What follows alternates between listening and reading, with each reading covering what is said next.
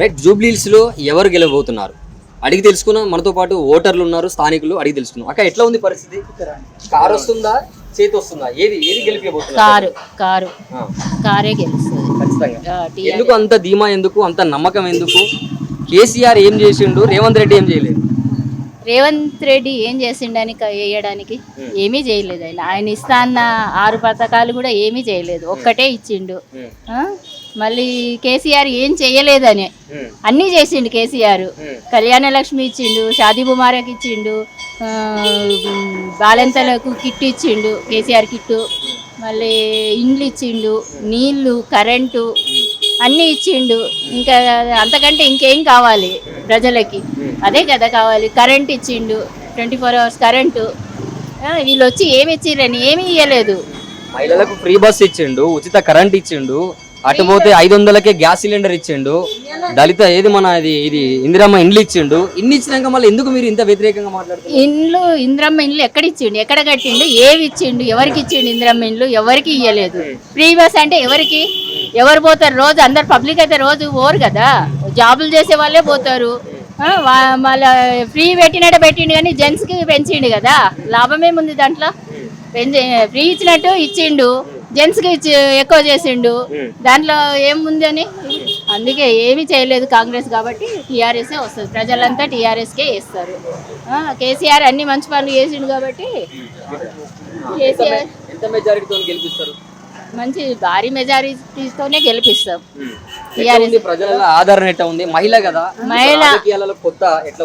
కొత్త అయినా కానీ ఆమెను కొత్త అని అనట్లేదు ఎవరు కూడా. ఎందుకంటే మా గోపన్ననే మా దగ్గరికి వచ్చినాడు అని చెప్పి అందరూ ఆమెను మీరు రావాల్సిన అవసరమే లేదమ్మా, మేము వేస్తామని చెప్పి అందరూ చెప్తున్నారు మంచిగా. కాంగ్రెస్ ఓడగొడుతున్నారు అన్నట్టు అంతే, కంపల్సరీ. అధికారంలో ఉన్నది కదా కాంగ్రెస్ పార్టీ, గెలిపిస్తే మీకు ఏదైనా అభివృద్ధి జరిగే పనులు చేస్తారు కదా. ఇప్పుడు ఎన్ని రోజుల నుండి లేని ఇప్పుడు ఏం చేస్తాడు?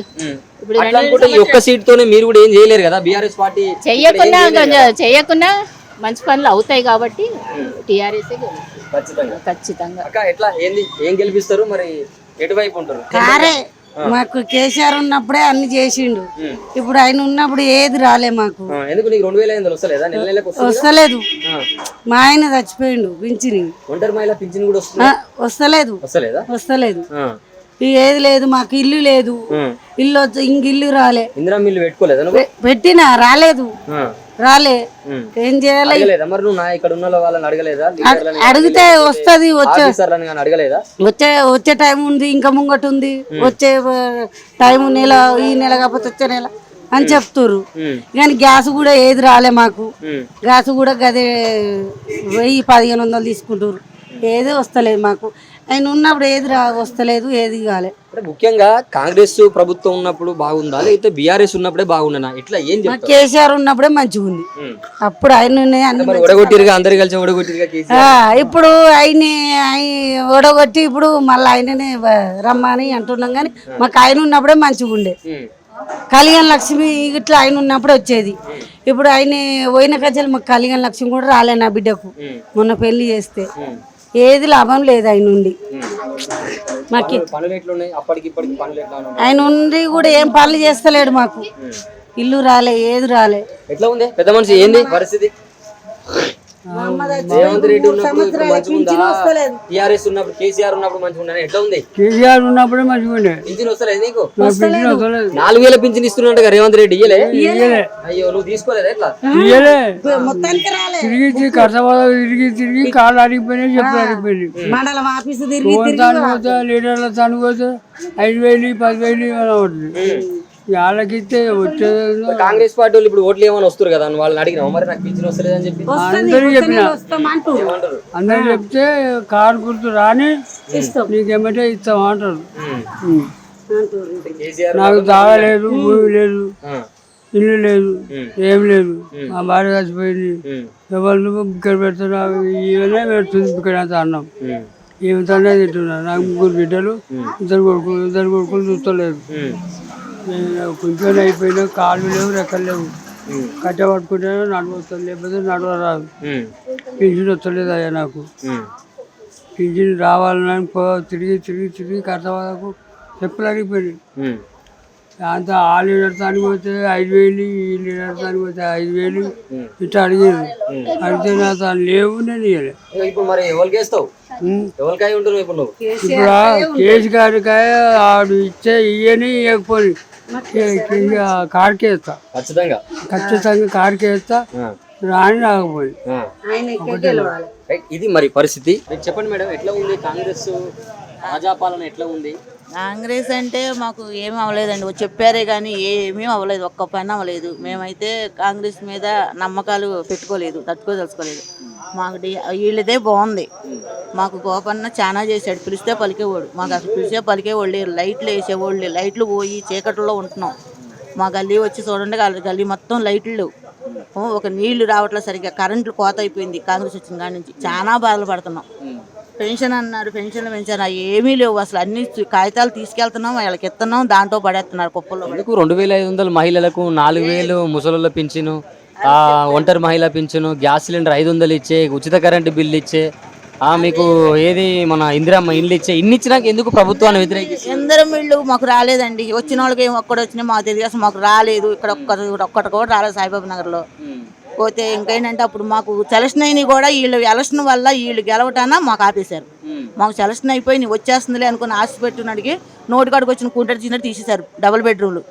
ఆల్రెడీ మా పేర్లు ఉన్నాయి, అందులోనే ఉన్నాయి, కానీ అవి మాకు రాకుండా అయిపోయింది. వీళ్ళు రామట్టి మేము అనుకుని వీళ్ళు వచ్చినాక ఇంకా ఉంది, మా కాంగ్రెస్ వచ్చేస్తుంది పర్లేదు మనకి అనుకుని మేము ఆశపడ్డాం. పోనీ ఇదన్నా వస్తుందిలే అనుకున్నాం, అది దాంట్లోనూ లేదు. ఇప్పటివరకు ఇంతవరకు ఇళ్ళు లేవు, ఏమీ లేవు, మాకు ఏమీ రాలేదు. వస్తే మీరు ఎందుకు చెప్పుకుంటాను చెప్పండి, ఏమీ రాలే. కాంగ్రెస్ ప్రభుత్వం 2 సంవత్సరాలు అయిపోతుంది, బీఆర్ఎస్ 10 సంవత్సరాలు పాలించినప్పుడు కూడా మీకు పని మంచిగా ఏదైనా దొరికేనా, లేకపోతే కాంగ్రెస్ ఉన్నప్పుడు ఇంకా పనులు వచ్చి మంచిగా మీ అంటే ఎట్లా ఉంది మీ జీవన విధానం ఎట్లా ఉంది?